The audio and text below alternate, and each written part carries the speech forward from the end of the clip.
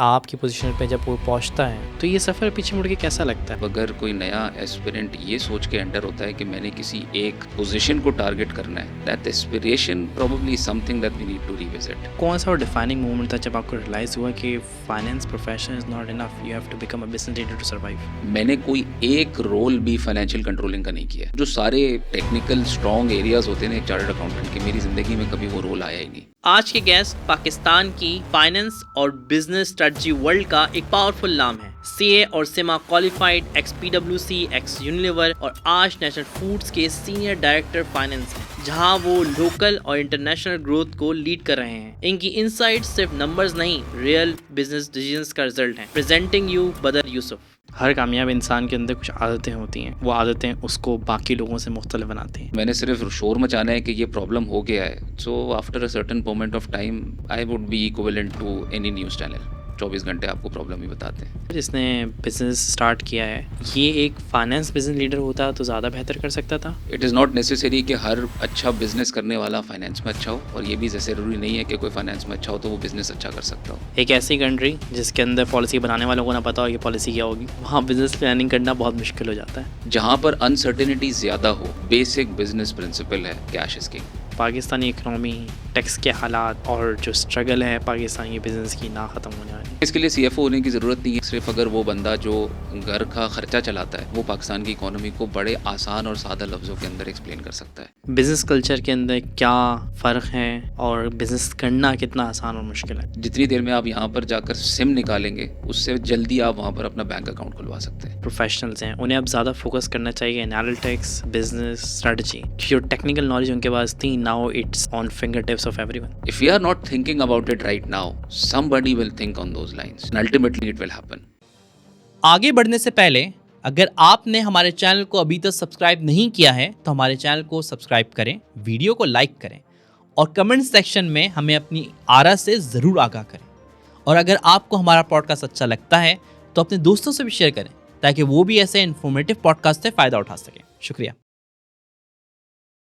पीडब्ल्यूसी से as a trainee career start करना और आज माशाल्लाह से डायरेक्टर फाइनेंस की पोजीशन से अगर आप पीछे देखते हैं तो क्या लगता है कि उस लड़के में जो बिल्कुल यंग था और आज के डायरेक्टर फाइनेंस के अंदर क्या बुनियादी तब्दीलियाँ आ चुकी हैं? मेरे ख्याल से ये तो बहुत लंबा पीरियड है जिसमें हम कंपेयर कर रहे हैं। आज कोई इंसिडेंटली लंच के ऊपर किसी ने मुझे बताया कि what I was 5 years back is not what I am today. तो ट्रांसफॉर्मेशन तो इतनी जर्नी के अंदर भी है, बट स्पीकिंग फ्रॉम द पीडब्ल्यूसी एक्सपीरियंस, जो बदर पीडब्ल्यूसी के अंदर एंटर किया था और जो बदर पीडब्ल्यूसी से बाहर निकला था, they were very different characters altogether.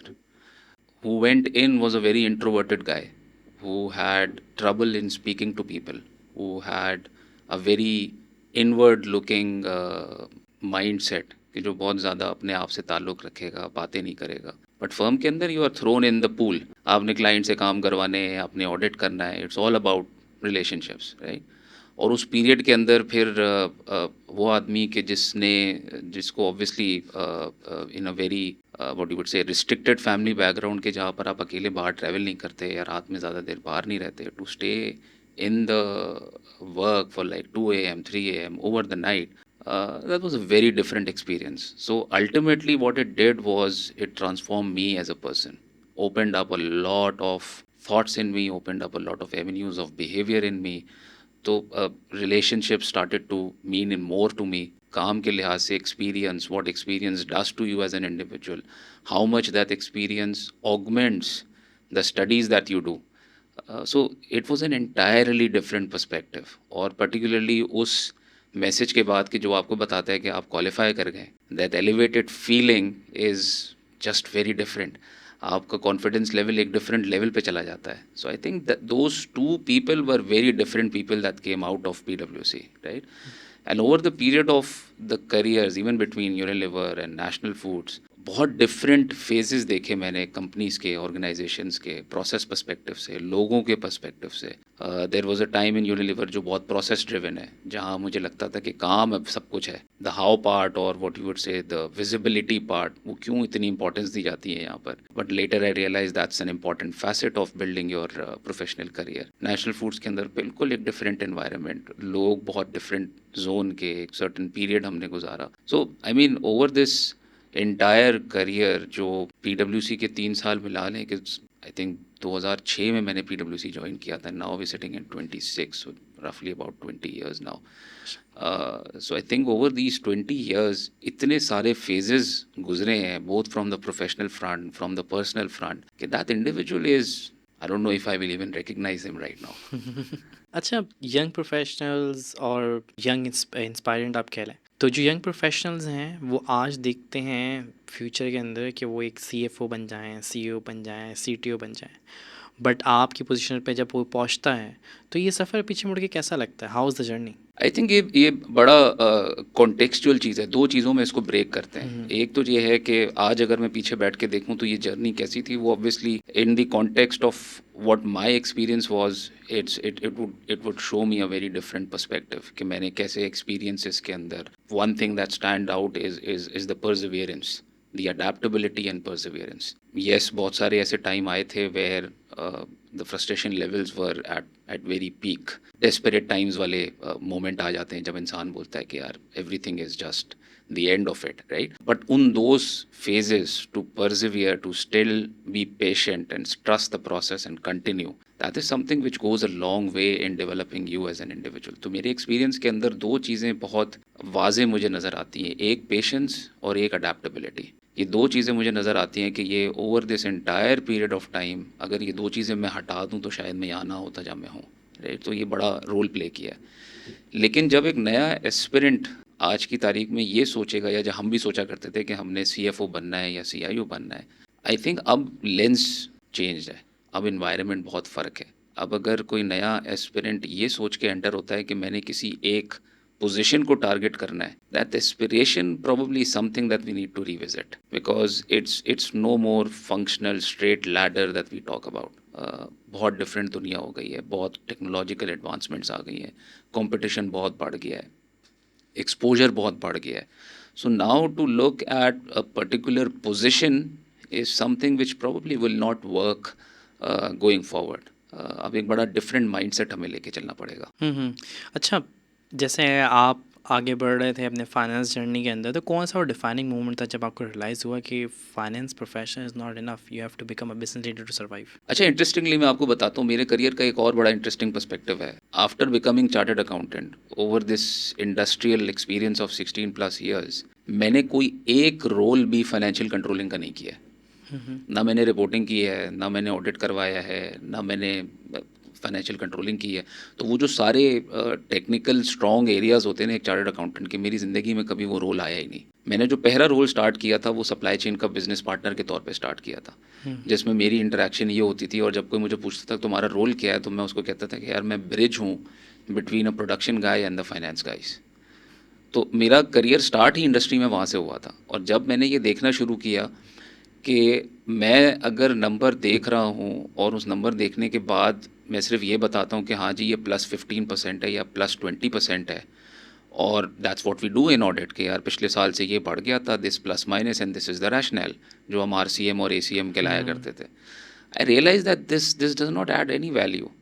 और उसी यूनिलीवर के दौर के अंदर I started to realize when I talk to the business finance people कि अगर मैं उनको बोलूँ यार आपकी कॉस्ट 10% बढ़ गई, तो उनका इमीडिएट सवाल होता था वाई, और उस वाई के अंदर नंबर का सम गेम काम नहीं करता था। तो आई स्टार्टेड डिगिंग डाउन कि यार इस वाई का जवाब ढूंढते हैं। And then over a period of time I realized कि अगर मैं नंबर देखकर स्टोरी बनाने की कोशिश कर रहा हूँ, इट मीन्स कि बिजनेस पे पल्स पे मेरा हाथ नहीं है। जिस वक्त मैं नंबर बना रहा हूँ ना, या नंबर मेरे पास निकल के आ रहा है, मुझे पहले पता होना चाहिए कि इस दफ़ा नंबर ऐसा आएगा। And if I am able to do that then it means कि मैं बिजनेस में इंटरेस्ट हूँ। तो मैंने जब वहाँ सप्लाई चेन फाइनेंस में ये काम करके देखा, जब मैंने नेशनल फूड्स में FP&A के रोल के अंदर ये चीज़ करके देखी कि मैं फोरकास्ट के अंदर वो एडजस्टमेंट्स डाल रहा था जो कमर्शियल नहीं बताता था, that was based on my expectations कि जब मैं एनालिसिस कर रहा हूँ नंबर्स का, historical trends, I am able to foresee कि ये नंबर इतना नहीं होगा, दिस इज़ ओवर एस्टिमेटेड, इतना रिस्क मौजूद है। और over a period of time जब हमने देखा कि हमारी forecasting accuracy is 95% plus because of that, तो मुझे समझ में आई कि दोस्त अगर बिजनेस समझ के फाइनेंस चलाया तो फाइनेंस में वैल्यू एडिशन होगी। So those were the period and again it's all contextual and it's all experiential कि अगर आपने कंट्रोलिंग का रोल किया ही ना हो और आपने हर वक्त बिजनेस के साथ ही बात की हो, तो लामहला इन्वायरमेंट आपके ऊपर असर करता है। तो आपको फिर नज़र आता है कि यार अगर मुझे फाइनेंस किसी को बताना है या उससे बात करनी है तो मुझे उसकी ज़बान समझनी पड़ेगी। तो over the period of time बहुत सारी ऐसी चीज़ें मैंने सीखी डिफरेंट डिपार्टमेंट्स के साथ, जिनका बड़ा इम्पैक्ट है on how we do finance as well. So I think that's an interesting journey that I have had. अच्छा, ड्यूरिंग दिस जर्नी हर कामयाब इंसान के अंदर कुछ आदतें होती हैं, वो आदतें उसको बाकी लोगों से मुख्तलिफ बनाती हैं। तो आपको लगता है कुछ आदतें थी जिन्होंने आपको हेल्प आउट किया यहाँ तक पहुँचने में? आई थिंक द फॉरमोस्ट जिसने सिर्फ प्रोफेशनली नहीं पर्सनली भी जो मुझे हेल्प किया that was the patience side. I think the ability to listen, and I think I have had this comment from a number of people के I am a good listener, and listening is something that tells you a lot of things. Coincidentally अपनी अम्मा की मेहनत की वजह से मैं एक अच्छा स्टूडेंट था, तो अच्छे स्टूडेंट होने के बावजूद मैं कभी भी फ्रंट बेंचेस पे नहीं बैठा, मैं हमेशा बैक बेंचर्स पे बैठा होता था। And I was the person who would ask the least number of questions in the class, not because I don't want to ask, मुझे ज़रूरत नहीं थी, because I kept listening. So from that time मुझ में listening की capability ज़्यादा है, बात कम करूँगा, सवाल कम पूछूंगा, सिर्फ उस वक्त पूछूंगा जब मुझे लगेगा क्योंकि क्लैरिटी की ज़रूरत है, right. So that listening capability actually creates a lot of relationships. लोगों को लगता है कि हाँ ये बंदा है, इसके साथ बैठ के बात की जा सकती है, he would understand my perspective, he would bring some solutions. एक तो ये चीज़ है। दूसरी चीज़ ये थी कि आई am not a guy who would only bring out problems. मैं हमेशा इस चीज़ के ऊपर काम करता हूँ या कोशिश करता हूँ कि इस लेंस के ऊपर जाऊँ कि अगर कोई प्रॉब्लम है तो प्रॉब्लम बिल्कुल हाईलाइट होनी चाहिए, डिस्कस होनी चाहिए, बट सोल्यूशन साथ होना चाहिए। Because there can only be two types of people, there can be a whining guy and then can be a winning guy. तो अगर तो मैंने सिर्फ शोर मचाना है कि ये प्रॉब्लम हो गया है, so after a certain moment of time I would be equivalent to any news channel. 24 घंटे आपको प्रॉब्लम ही बताते हैं, right. So you have to be different, you have to come out with solutions, you have to understand the context of other people. तो जब आप solutions देते हैं तो लोग आपकी help भी करते हैं। And there have been instances in my career कि जहाँ पर we knew we had messed up or made a wrong decision, but when we went to the commercial teams and we told them that this is where the issue has come up, I still remember those meetings कि जहाँ पर commercial team ने इस चीज़ पे जोर डाल दिया कि हमने इस चीज़ को recover करना है by hook or by crook. And that was the time I realized कि all these efforts of supporting them and giving them solutions today is paying off. They don't forget. They help you out when you need them. So it's a two-way street. So I think patience, listening and solution mindset. ये दो तीन चीज़ें हैं जो constantly has been helping me out over this period of time.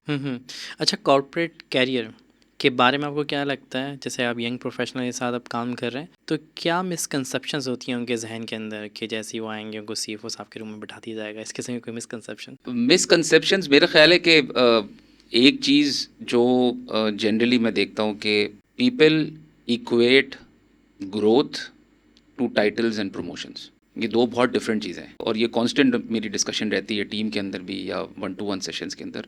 Growth is you working on your skill sets. It may not result in promotions and titles and grades, right. कोई भी जगह जब आप काम करने जाते हैं तो आप कोई एफिडेविट साइन नहीं करते कि मैं अपनी सारी ज़िंदगी यहाँ पर काम करूँगा, और ना कंपनी एक एफिडेविट साइन करके देती है कि मैं सारी ज़िंदगी आपको एम्प्लॉय करके रखूँगी, right. So where you earn that reward of your skill set is something that you don't know, nobody knows, right? So अगर हमने ग्रोथ को सिर्फ इस चीज़ से लिंक करके रखा है कि मैं अगर आज एएम पे हायर हुआ हूँ और 1 साल के बाद मैनेजर बन जाऊँगा और उसके बाद सीनियर मैनेजर बन जाऊँगा तो मेरी ग्रोथ हो रही है, that is a misconception and that is a huge misconception. क्योंकि आपको fast career growth mills career में आप द लैडर मूव हो सकते हैं, but somewhere in the pipeline you will get exposed कि अगर आपने वो स्किल सेट डेवलपमेंट नहीं की है, somewhere down the line you will get exposed, you will fall down very hard and the higher up the ladder you are the graver the fall will be. So ये एक बहुत बड़ी misconception है, number 1। Number 2, एक misconception के जब भी कोई बंदा एंटर करता है वो कहता है यार मेरा करियर या मुझे करियर पाथ देना कंपनी की जिम्मेदारी है। Company end of the day is a business organisation, right. Company opportunities create करेगी, कंपनी अपने लोगों के बारे में सोचेगी, right, but end of the day the resources are finite, so it can not be a one way street.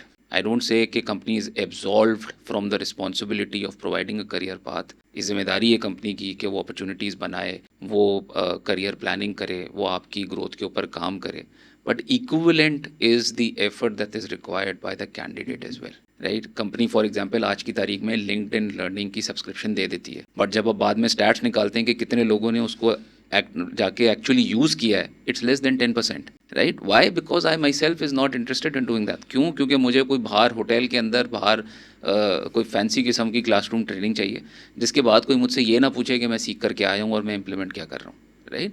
So it's a two-way street. It's a street where you have to play your own role in chartering out, in creating your career. जब तक ये दोनों साथ चीज़ें नहीं चलेंगी, you will get stuck. So I think ये दो बड़ी core चीज़ें हैं. One, title is not equal to growth.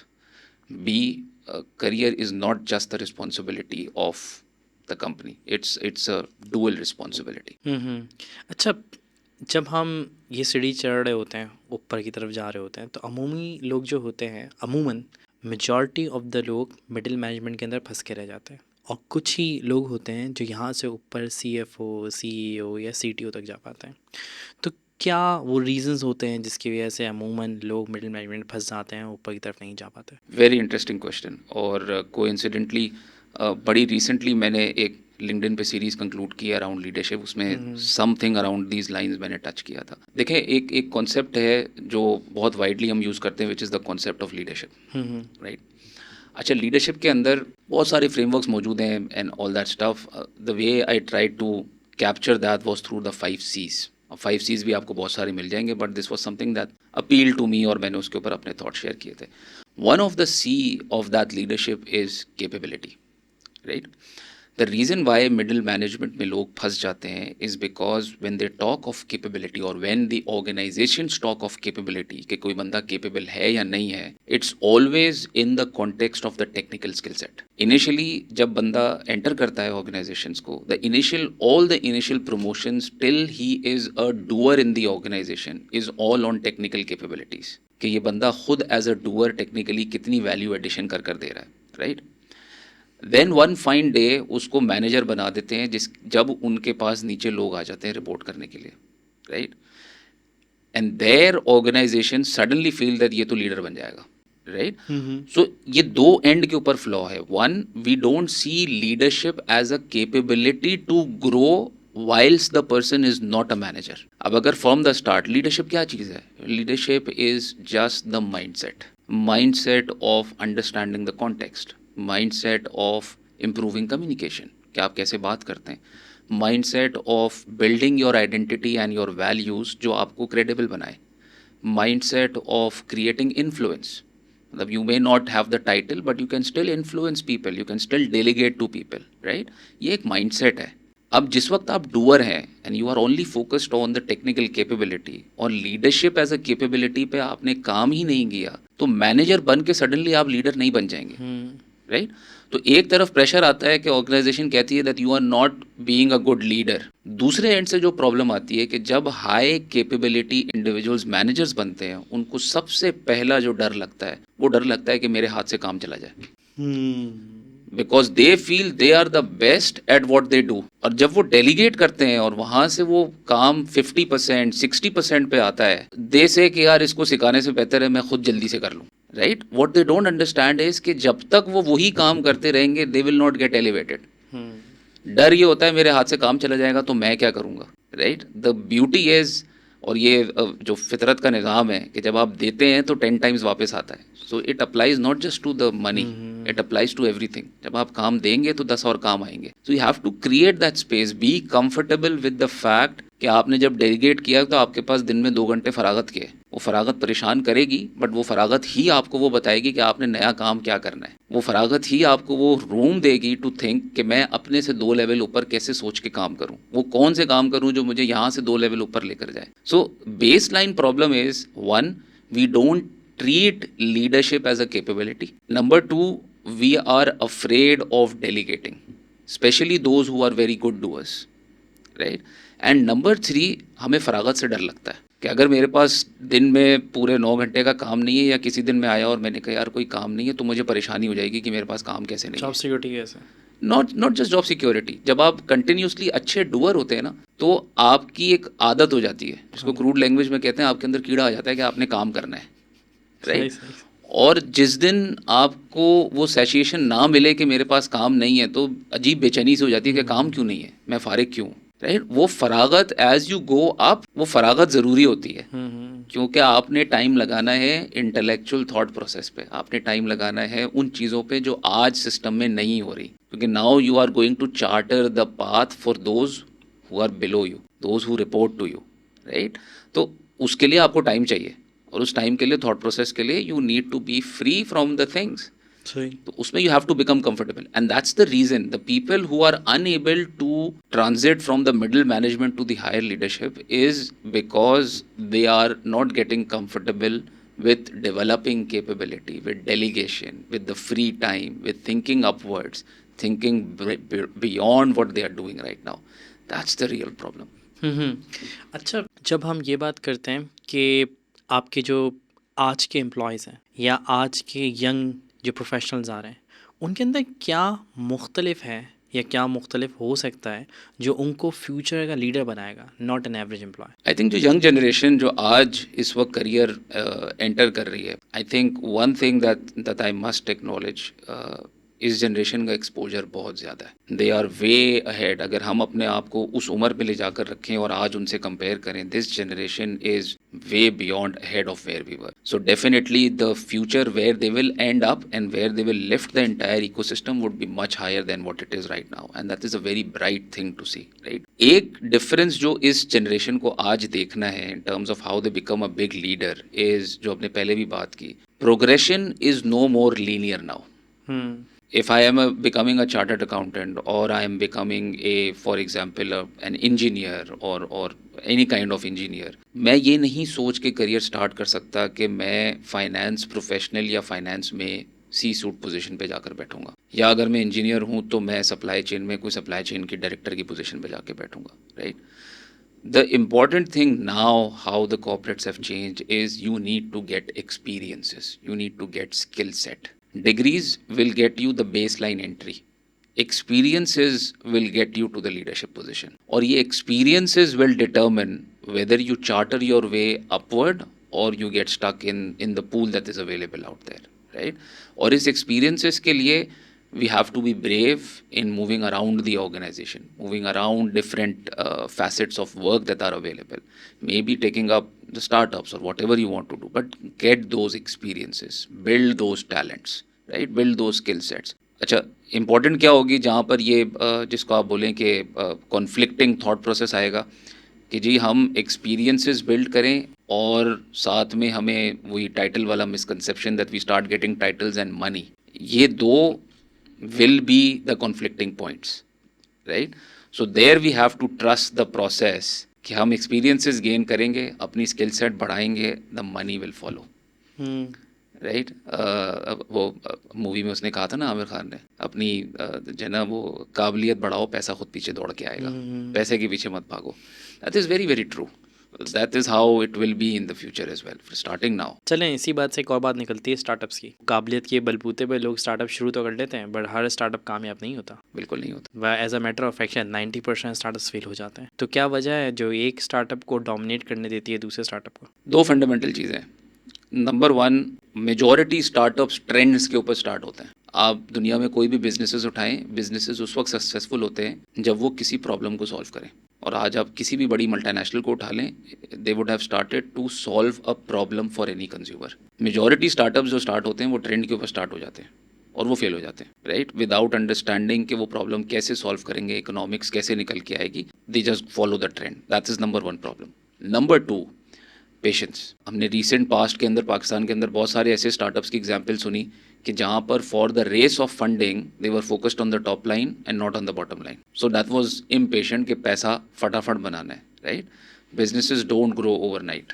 जितनी मल्टीनेशनल्स हैं, जनरेशंस आफ्टर जनरेशंस के बाद वो ग्रो हुई हैं to the stature that they are right now. So that's the second problem. Third problem is कि फंडामेंटल्स फाइनेंसिस के ऊपर हम फोकस नहीं करते। I know of a few businesses के जहाँ पर they talk that they are generating good number of revenue but they are struggling in managing the salary payment for the month, right? And when I talk to them कि what do you have in terms of understanding कि तुम्हारे financials हैं क्या, what is the company doing, what is the business generating, right? They don't have anything of that sort, and they're not willing to pay to outsource and get it done. Right तो जब तक आप numbers को देखेंगे नहीं, yes numbers are not everyone's forte, जो बंदा business करना चाहता है उसको ये चीज़ बहुत बोरिंग लगती है, but unless you fundamentally understand कि वो पैसा आ रहा है नहीं आ रहा है, धंधा पैसा बना रहा है नहीं बना रहा, how are you going to sustain? सिर्फ profit is not the right thing, cash होना ज़रूरी है, कैश के बगैर धंधा कैसे चलेगा, राइट? सो ये फंडामेंटल चीज़ें हम कैप्चर नहीं करते, फंडामेंटल चीज़ों को हम साइडलाइन करते हैं कि ये तो मुंशीगिरी का काम है कि कोई पीएनएल बना रहा है, कैश फ्लो बना रहा है, ये मेरे बिजनेस की स्पीड को रोकेगा.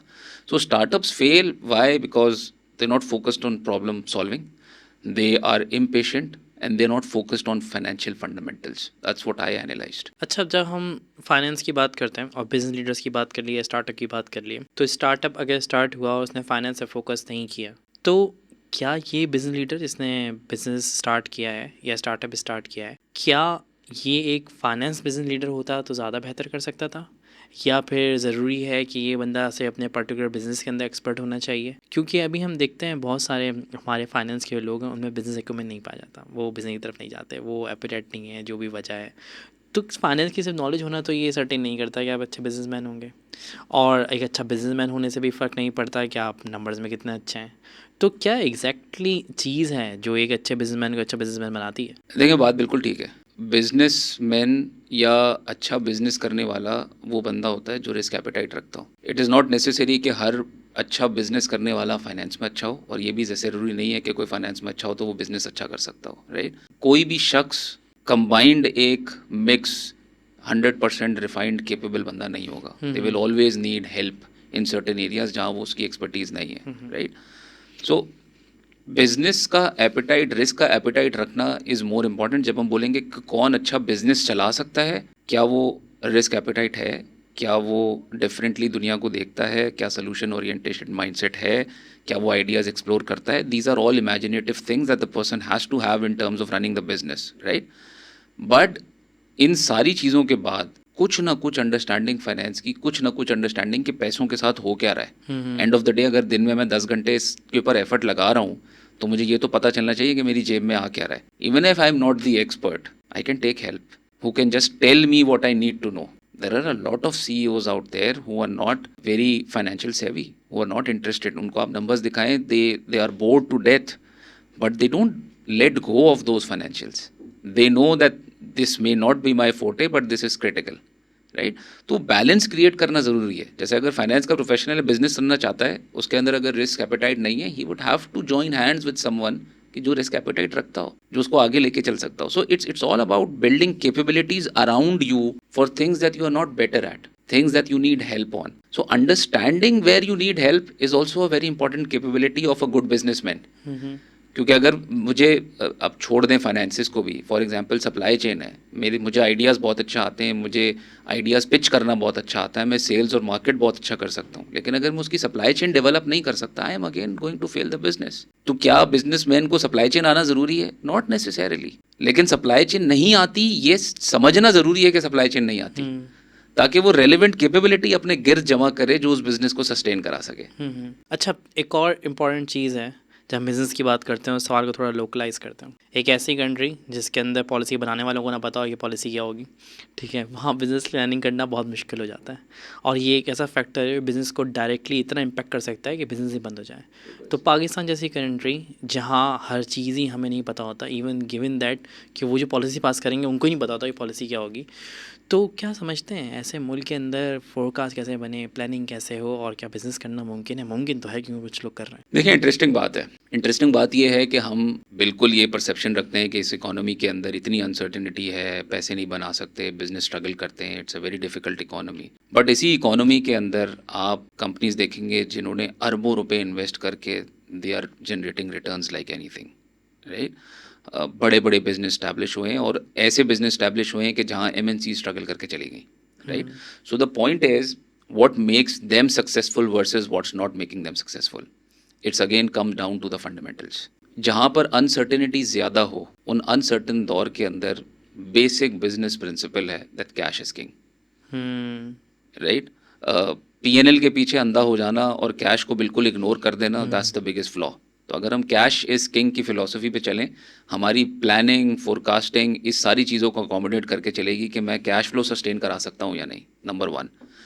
नंबर 2, अनसर्टेनिटी दौर के अंदर what are my backup options, survival options क्या हैं। देखिए, हम बचपन से इसी इन्वायरमेंट के अंदर बड़े हुए हैं। सो मैं ये नहीं कहूँगा that we are resilient, we are not resilient but we are survivors. Resilient इसलिए नहीं क्योंकि रेजिलियंट अगर होते तो we would have retaliated, but we are survivors. हम सिचुएशंस के अंदर अपने रास्ते निकाल लेते हैं। तो ये जो सर्वाइवल इंस्टिंक्ट है, this is what you need in uncertain times. That is true for businesses as well. आज अगर फॉर एग्जांपल किसी भी एमएनसी के अंदर, लोकल कंपनी के अंदर जब हम फोरकास्टिंग करने बैठते हैं, what is it that we account for? We always look at कि अच्छा ठीक है, this is what the trends are telling us, this is what the expectations are, where are the risks, where are the opportunities, what will we do if this risk materializes? इन numbers की basis के ऊपर how does my liquidity position look like, मेरा cash position कैसी नज़र आती है। So if we are creating those thresholds for us, कि अगर मुझे ग्रो भी करना है और मेरे थ्रेश होल्ड्स मुझे अलाउ नहीं कर रहे इससे ज़्यादा ग्रो करना, लेट्स बी सेटिस्फाइड कि मैं इतना ही ग्रो कर सकता हूँ। Why stretch myself beyond my capacity, right? Unless कि मैं कैपेसिटी बिल्डअप करूं और मैं कहूं कि जी let's build the capacity to grow faster, right? Again point वहीं पर आ जाता है, patience. Because when we see an opportunity कि हाँ जी यहाँ से मुझे एक्स नंबर ऑफ रेवेन्यू मजीद आ जाएगा, and I know in my system कि मेरे पास कैपेबिलिटी नहीं है to deliver that revenue, I will still pursue it. Why? क्योंकि आज अपॉर्चुनिटी नज़र आ रही है। What we will not do is build the capability first, ताकि जब ये opportunity आए तो मैं कैश कर लूँ, because that requires investment, right? So it's that balance जो हमें देखने की ज़रूरत है कि हम इसको कैसे बैलेंस करें, capability कैसे improve करें, that we continue to grow in a sustainable way. Overnight नहीं success हो सकती, it takes a long time to create an empire, right? So stop looking for empires to be made in 10 days. It won't happen. Okay, एक finance expert, CFO, director finance की नज़र से Pakistani economy, tax के हालात और जो struggle है Pakistani business की ना ख़त्म होने वाली। लेकिन इसके लिए सीएफओ होने की ज़रूरत नहीं है, ना उसकी टेक्निकल व्यू होने की ज़रूरत है। आई थिंक सिर्फ अगर वो बंदा जो घर का खर्चा चलाता है वो पाकिस्तान की इकोनॉमी को बड़े आसान और सादा लफ्ज़ों के अंदर एक्सप्लेन कर सकता है, राइट? पाकिस्तान की इकोनॉमी एक ऐसी इकोनॉमी है कि जिसके अंदर ख्वाहिशात बहुत सारी हैं, जिसके ऊपर पैसा हम खर्च करते हैं, लेकिन हमारी सकत उतनी नहीं है। और उस पर मज़ीद अफसोस की बात यह है कि वो सकत बढ़ाने के ऊपर भी कोई काम नहीं किया जाता, इंटेंट नहीं है, right? So the point is if you have the intent और उस इंटेंट के पीछे आप कैपेबिलिटी लगाएं, देन ट्रांसफॉर्मेशन हैपन्स, राइट? ये किसी भी ऑर्गेनाइजेशन के अंदर भी ऐसे ही होता है। If I have an intent to be an X kind of company in the next 10 years and I put in the capability that will take me to that intent, the results will come, right? तो intent ये चल रही है कि जितना मेरा ख़र्चा है वो ख़र्चा मैं किसी तरीके से पूरा कर दूं। अब वो पूरा कैसे करूं कि जो आज रेवेन्यू की सोर्सेज हैं उन्हीं से रेवेन्यू निकाल लूं। अगर यहाँ से रेवेन्यू नहीं निकल रहा, we are not expanding the revenue base, right? जब रेवेन्यू बेस नहीं बढ़ा रहे, एक्सपेंस की कर्टेलमेंट नहीं कर रहे, so end of the day we are just stuck in that cycle कि जहाँ पर हम रेट और वॉल्यूम वेरिएंस के बीच में सिर्फ रेट के ऊपर ही खेले जा रहे हैं, वॉल्यूम नहीं लेकर आ रहे, right? And of the day her rate की एक प्राइस इलास्टिसिटी होती है, और उस इलास्टिसिटी से ऊपर जब रेट निकल जाता है तो वॉल्यूम इतना बुरी तरह शेड होता है that everything falls apart, right? So simply understanding the economy is just struggling in that circular reference कि जहाँ पर एक्सपेंसेस की कर्टेलमेंट नहीं है, रेवेन्यू की जनरेशन में सिर्फ रेट के ऊपर फोकस है, and the result is not coming out.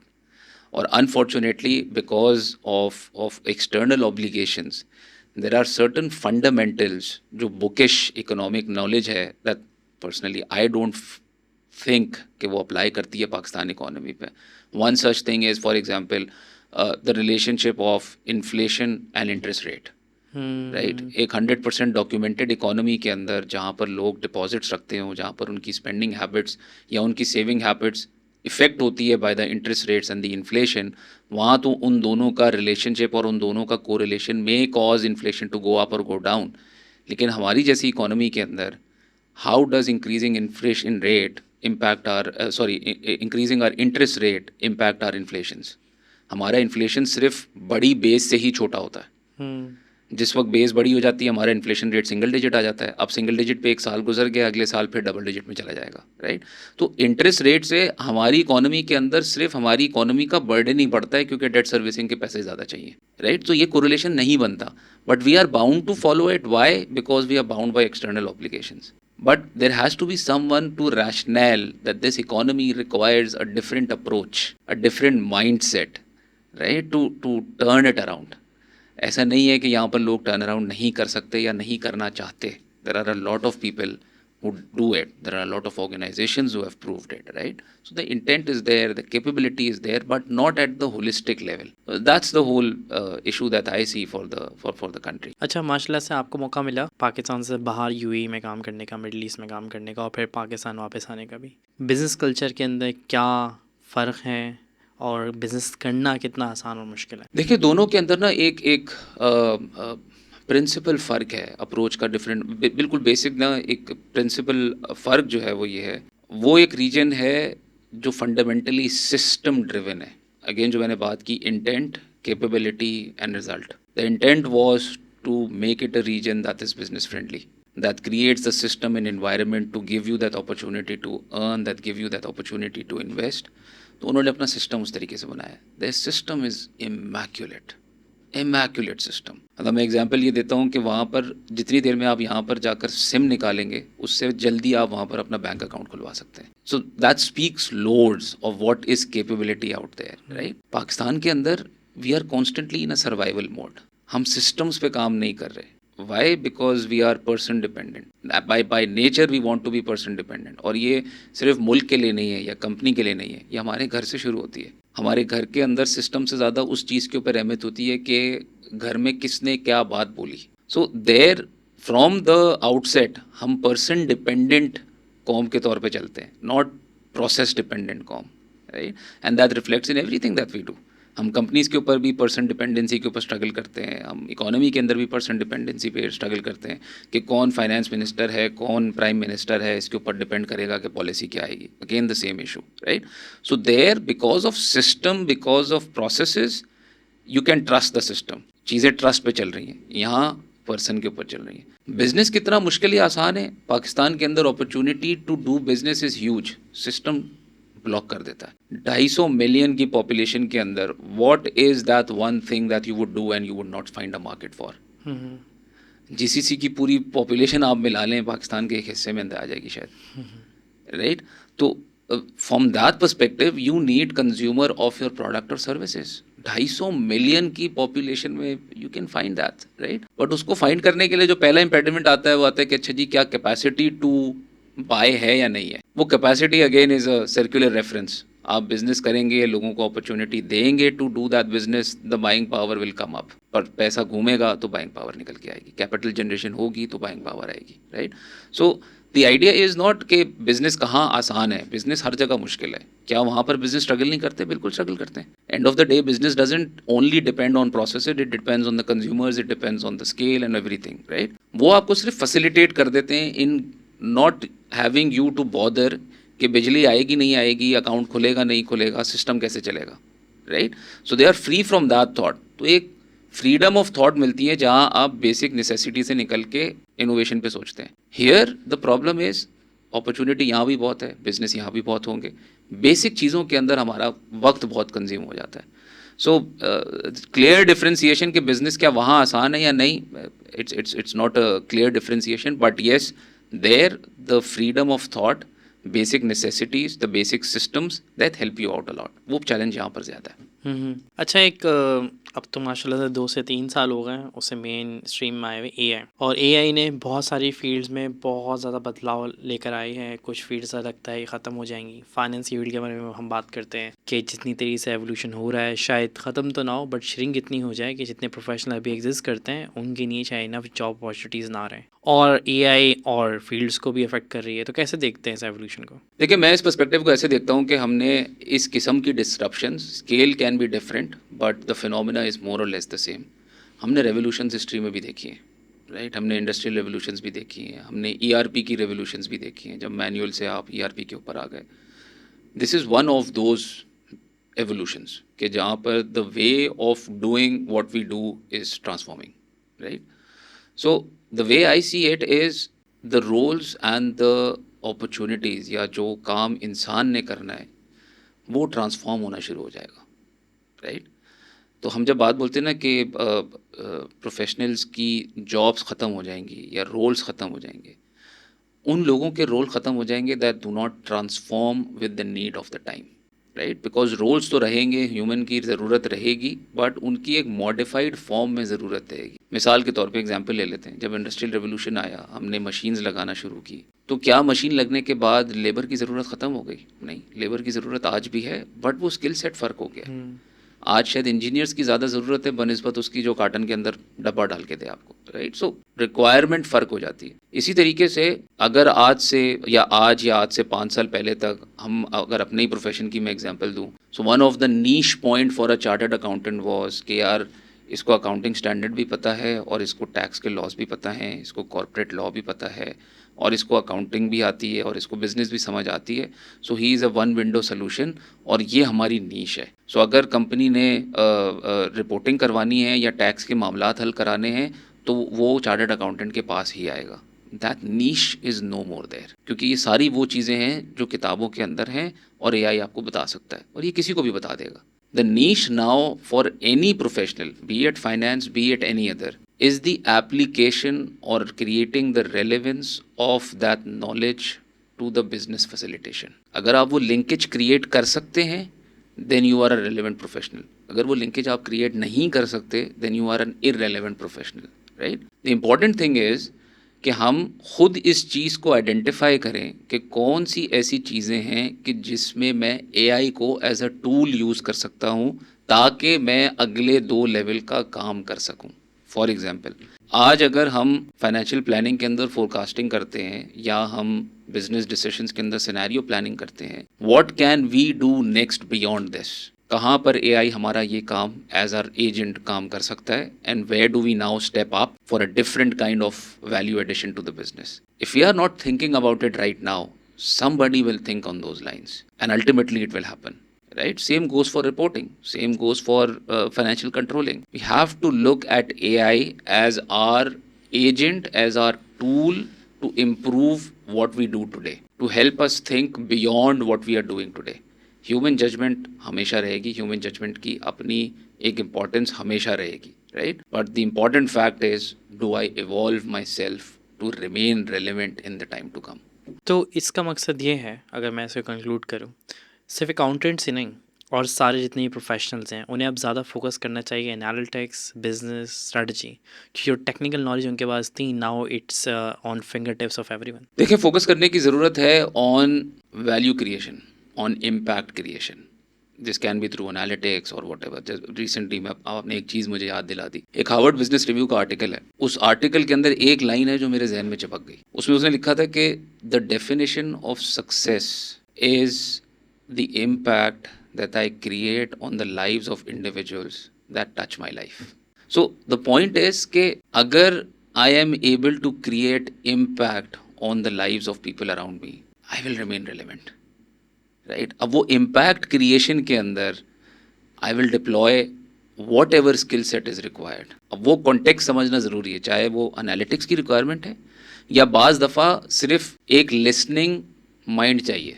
बाज़ दफ़ा लोगों को सोल्यूशन नहीं चाहिए होता, लोग परेशान होते हैं, they just come to you to vent out, they are not looking for advice, just looking to vent out.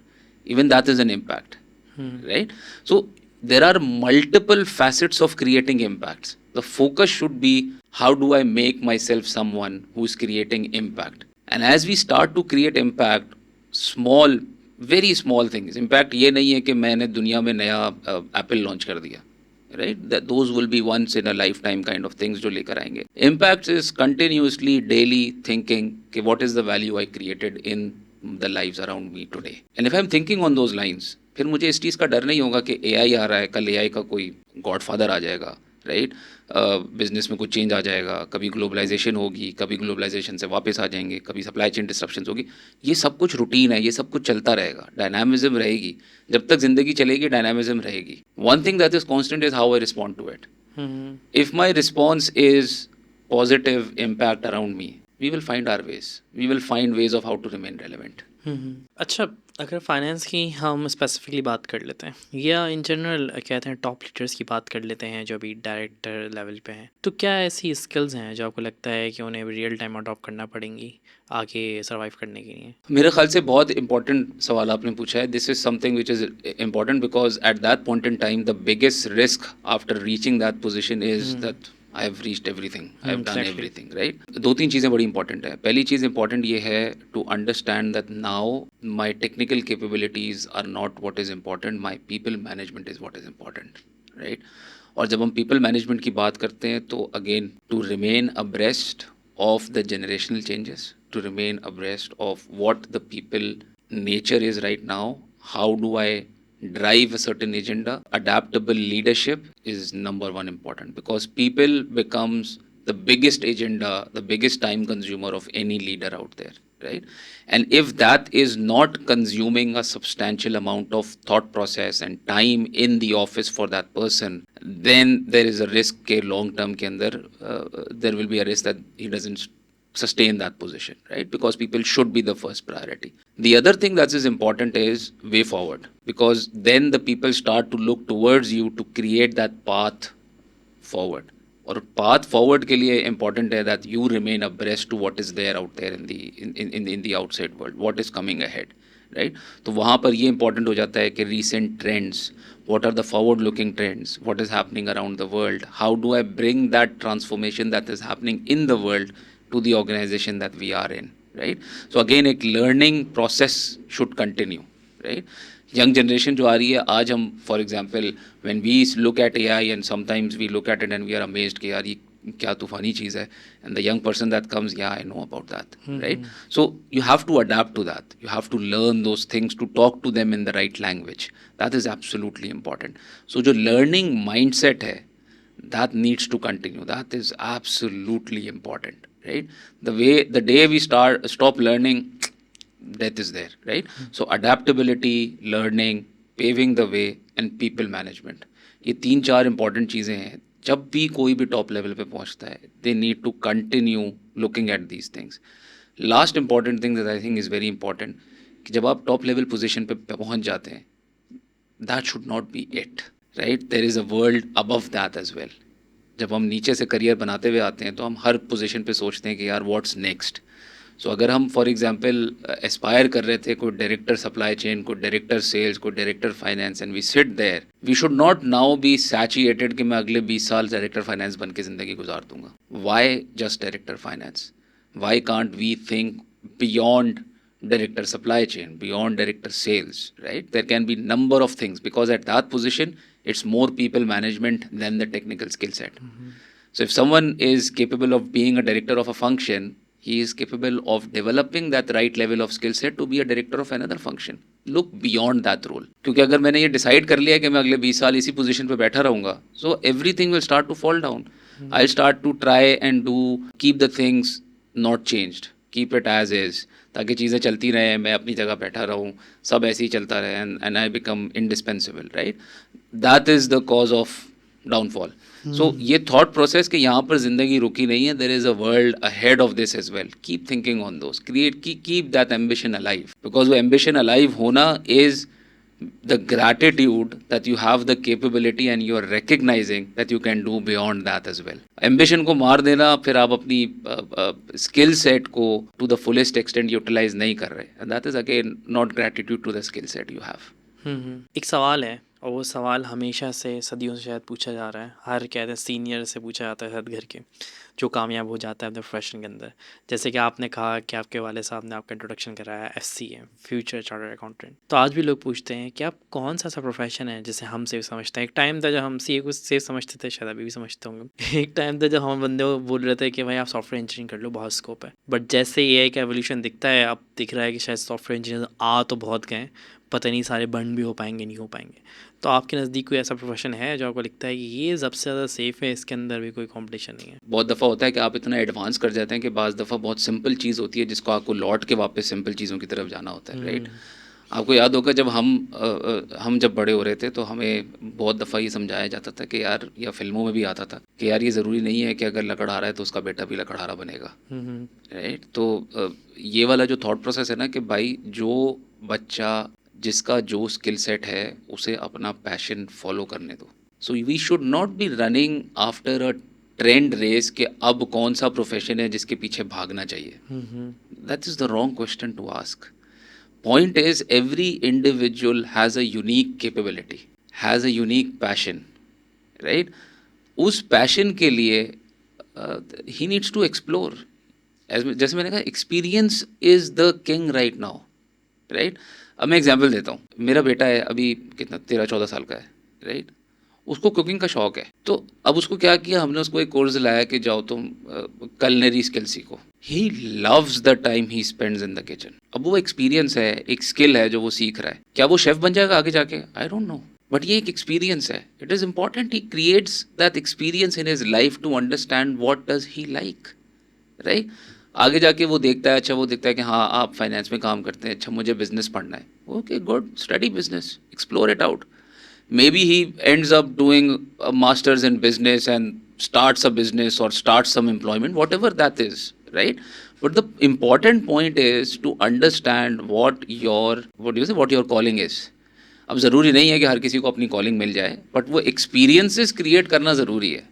अब प्रॉब्लम है कि हाँ हर किसी के पास रिसोर्सेज नहीं है to create that experiences, that is a challenge that is there. But ज़रूरी नहीं है कि वो एक्सपीरियंसेस हमेशा बहुत ही कोई फैंसी जगह पे क्रिएट किए जाते हैं। यू कैन ऑलवेज क्रिएट दो स्मॉल एक्सपीरियंसेस टू अंडरस्टैंड कि आपको अच्छा क्या लगता है। जब आप इस प्रेशर से अपनी पढ़ाई या अपने करियर के बारे में सोचते हैं कि मैं पैसा किधर से कमाऊंगा या मेरे पास रिसोर्सेज हों उस एक्सपीरियंस को ट्राई करने के लिए, तो हम अपने थॉट प्रोसेस को कभी ब्रॉड करेंगे ही नहीं, right. We have to trust कि रिस्क एक ऐसी चीज़ है कि जो जितनी मेरे किस्मत में है वो आएगी ही आएगी, right. I know it's easier said than done. हम बोलते बहुत हैं लेकिन शायद हमारा ट्रस्ट उतना नहीं है, but the fact is that it will come, right. तो पॉइंट इज़ कि हमें एक्सपीरियंसेस को प्रमोट करना होगा। We would have to let our thinking go broad to try and experience things. अब मैं फॉर एग्जांपल चार्टर्ड अकाउंटेंट्स की बात करता हूँ। आज जो बंदा ट्रेनिंग ऑर्गेनाइजेशन के अंदर एंटर कर रहा है, there are 2 ways he can go about it. One, he takes it as an obligation कि यार मैंने 3 साल करने हैं तभी मुझे क्वालिफिकेशन मिलेगी। बी, ये 3 साल में कोई जिम्मेदारी नहीं है, ये 3 साल फंडेड है, ये 3 साल में पढ़ाई करनी है, और इस 3 साल में कोई मैनेजर पकड़ के आपका अप्रेजल ख़राब करके आपको फॉर्म से बाहर नहीं फेंक देगा। इस पीरियड को एक्सपीरियंस जनरेशन के लिए क्यों नहीं इस्तेमाल कर सकते? This is a platform you have got, create that experience, live that experience. Maybe you find a calling in supply chain, in sales, in marketing, in HR, and you change your career and you move in that direction, right? But ये mindset खोलना ज़रूरी है that we have to experience things to decide what we want to do in life. और ये भी ज़रूरी नहीं है कि मैं CA बन गया, मैंने फाइनेंस में जॉब स्टार्ट कर दी, मैं सीनियर मैनेजर बन गया तो अब लाजिम है मेरी ज़िंदगी के अंदर कि कब्र तक मैंने फाइनेंस के अंदर ही काम करना है। कुछ और समझ आ गया, be open to change it. It's just like कि मैं किताब पढ़ना शुरू करूं, अब मेरे अंदर एक इनहेरेंट है कि यार जब तक किताब ख़त्म नहीं होगी मैं दूसरी शुरू नहीं करूंगी। क्यों भाई, बंद कर दे यार, दूसरी किताब पढ़ ले। तो ज़िंदगी है, ठीक है, create those experiences, live that experiences and live it as a life, don't live it as an obligation. मसला ये है कि unfortunately with responsibilities and everything we make it an obligation, but sometimes we need to reflect back and live it as a life. Ultimately ये 60 साल 70 साल जो भी है ज़िंदगी है ना, let's live it like a life. चलिए, प्रोफेशन के बारे में अगर आप कोई राय नहीं देना चाह रहे हैं, let's follow the passion. What about the industries? कौन सी ऐसी इंडस्ट्रीज दिखती हैं जो फ्यूचर में लीड करेंगी? देखिए, इंडस्ट्रीज के अंदर obviously the FMCG side, it's an ever thriving industry, it will always be there, right. खाना पीना इस्तेमाल करना, consumption goods, they will always be there. But technological side, obviously that's an industry that runs at a very fast pace. आज technology में, किसी ज़माने में graphic designers थे, आज ग्राफिक डिज़ाइनर सब AI करते थे, वो इंडस्ट्री चली गई। सो बेस्ड ऑन इंडस्ट्रीज़ समझने की ज़रूरत है कि पेस किधर है। इवन फॉर एग्जांपल अगर टेक्नोलॉजी है, technology will remain a booming industry, right, but उसका कौन सा फैसेट बूमिंग इंडस्ट्री रहेगा, this is something that we need to catch on. तो जितनी फास्ट पेस्ड इंडस्ट्री है उतना मुझे अपने आप को फास्ट पेस रखना पड़ेगा। So industries will be there, food sector, FMCG sector, cars उठा लें, ऑटोमोबाइल उठा लें, all of these industries they will all thrive. Why? Consumption बढ़ती रहेगी, over the years consumption pattern, materialistic consumption, they're always there, they're always increasing. तो ये सारी consumption led चीज़ें तो चलती रहेंगी और इनको एडवांस कराने के लिए टेक्नोलॉजी एट द बैक पे रहेगा. सो द पॉइंट इज कौन सी इंडस्ट्री थ्राइव करेगी? हर इंडस्ट्री थ्राइव करेगी, लेकिन उस इंडस्ट्री में कौन सा स्किल थ्राइव करेगा ये वो डिटर्मिन करेगा किस टाइम की रिक्वायरमेंट क्या है. So choose the industry, you can go with any industry. Even अगर आज फाइनेंस की भी बात करें तो फाइनेंस की इंडस्ट्री चलेगी, बट मेरा क्या स्किल सेट वही रहेगा जो 5 साल पहले था. I have to evolve. So industries will thrive. All of the industries that have consumption at the back of it, industries that have a problem that is being solved, they will all thrive. इतनी बड़ी population है, वो population ने क्या करना है, कुछ तो कंज्यूम करना है, राइट? तो उसमें मुझे ऐसा कोई नज़र नहीं आता कि कोई बहुत बहुत बड़ा चैलेंज होगा. और मिसाल के तौर पे मोबाइल फ़ोन की इंडस्ट्री है, थ्राइव कर रही है, बट कौन सी इंडस्ट्री, कौन सी कंपनी थ्राइव कर रही है? जो इनोवेट कर रही है, राइट? कुछ मोबाइल्स बंद हो गए, कुछ मोबाइल्स इनोवेट कर गए. So same is the thing, things evolve but industries remain there. They just change the face of how the industry looks like in times to come. चलें कंक्लूड करते हैं अपने आखिरी सवाल पे. कोई उम्मीद बाकी है पाकिस्तान के लिए? बिल्कुल उम्मीद बाकी है, क्यों नहीं है. आई मीन जो हम फॉरेन पॉलिसी के अंदर अपनी कैपेबिलिटी डिमॉन्स्ट्रेट कर चुके हैं, that is a testament that somewhere out there there is capability, somewhere out there there is intent, right? It's just the, जिसको आप बोले ना कि उसको इंटरनली अगर वही कैपेबिलिटी लगना शुरू हो जाए. What can't happen in this country. ये वही कंट्री है जिसके अंदर आप एक एंड के ऊपर देखते हैं कि गुर्बत का बुरा हाल है, एक एंड के ऊपर आप देखते हैं ऐसी कंपनीज बैठी हुई हैं जो that are making empires out there, right? Same country के अंदर बैठे हुए हैं, सेम लोग बैठे हुए हैं. यही वो लोग हैं जो बाहर जाके कंपनीज को, मुल्कों को उठा के रख देते हैं. So what's wrong with this country कि नहीं उठ सकती, right? This can thrive and we should believe that this can thrive. But yes, it will need its own time, it will need its own reforms. कैसे होगा reform, कब आएगा reform, where is the end of the tunnel के जिसके बाद वो बत्ती नज़र आएगी जो सबको देख रहे हैं, that is a question that remain unanswered. क्या हमारी जनरेशन देख पाएगी, नहीं देख पाएगी? I don't know. When it will come out, I don't know. But अगर होप छोड़ देंगे तो फिर then that's the end of the world, right? So hope बिल्कुल है, व्हाई नॉट. अच्छा, मुझे तो माशाल्लाह से आपसे आज बहुत सीखने को मिला है. होप हाँ ऑडियंस को भी आपसे बहुत सीखने को मिला होगा. Thank you for your time. Thank you so much.